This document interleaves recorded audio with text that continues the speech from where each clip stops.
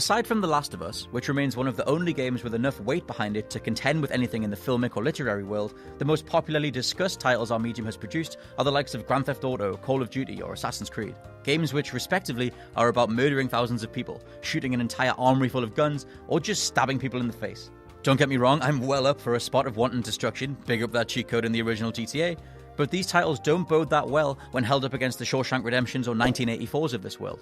Many gamers know how ridiculous our beloved medium is, and to be honest, it's part of why we love it so much. But for those on the outside looking in, it can result in a troublesome and muddied view of what's on offer.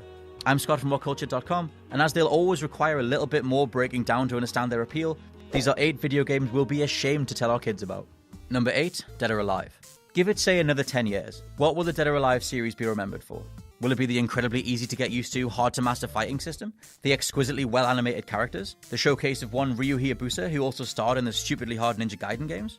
No, of course not. It'll be because every female character had bosoms so out of control they threatened to put someone's eye out. Many gamers got their first look at the series on the original PlayStation, and as the series made its leap to the Dreamcast and PS2, the increased graphical wallop also meant that the boob physics, as they've become known as, increased tenfold in the rendering department.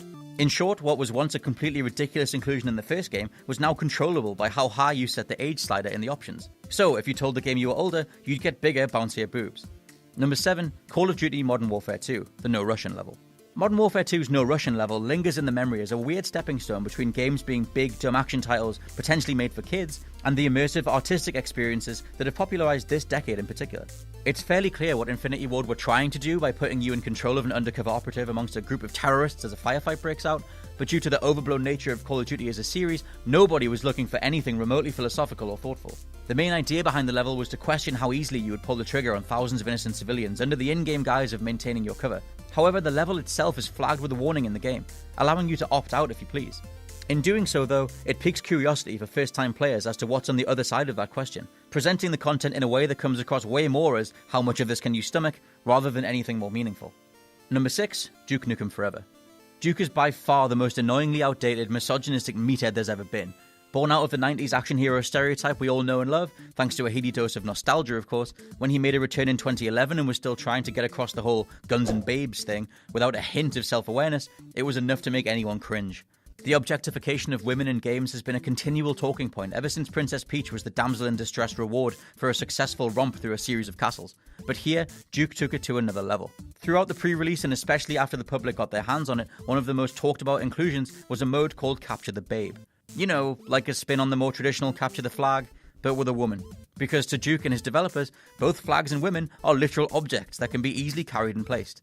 I say developers plural because the game was passed amongst so many teams in its lengthy 15-year creation, yet not one of them took their heads out of the sand to realize how incredibly offensive the portrayal of women in the game was going to be in the modern world. All the same, Duke plays an important part of the evolution of games as a medium, and with his standing as one of the most recognizable early game heroes, he acts as a perfect bookend to where the vast majority of these characters have finally been put to bed. Number 5, Grand Theft Auto 5. GTA is a strange beast when you really think about it. In the future, we're surely going to look back on titles like Grand Theft Auto and analyze exactly why the biggest selling entertainment property of all time was a game where you progress by killing, bludgeoning, and destroying everything all around you. Fancy stealing an ambulance and mowing down an entire course of golfers?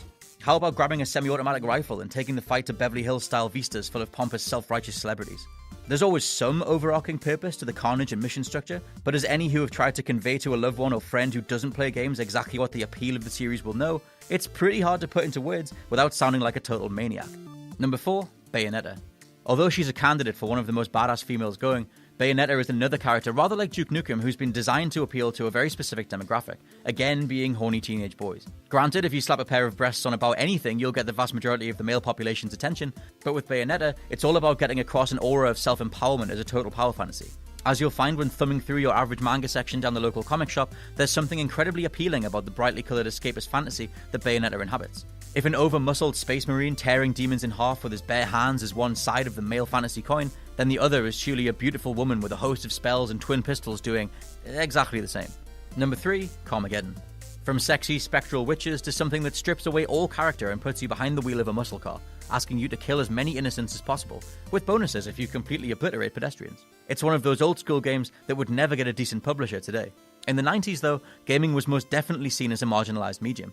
played wholly by people who quote-unquote lived in their mother's basements and who would burst into a sweat if there was anything female within a 10-mile radius. Therefore, games like Carmageddon were easier to accept, purely as experiments with what you could create and get away with. This was a world before Grand Theft Auto, and especially before GTA in 3D would change everything, so people were a hell of a lot more forgiving, looking at the series purely as throwaway nihilistic entertainment that let you indulge in humanity's dark side.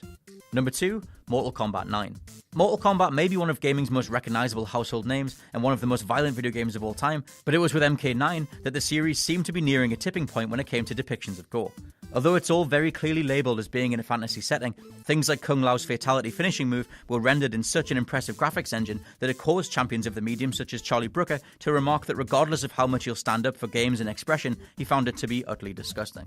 NetherRealm responded by not including anything quite so cerebrally affecting in Mortal Kombat X, but it begs the question going forward, will increasingly realistic depictions of controllable violence ever really become a problem? Speaking of which, number 1, Manhunt. Often referred to as one of the most controversial games of all time, Rockstar Games' Manhunt is one that, although it spawned a sequel, will forever be held in infamy by the mainstream press as a murder simulator, where the only way to score high in the game was to eviscerate your opponents with any and everything you can get your hands on. From plastic bags to scythes, knives, police batons and machetes, the premise of the game centered around a half-staged world where filmmaker Lionel Starkweather was making a snuff movie, a quasi-mythical real-life term where the contents of said films depict people actually killing one another.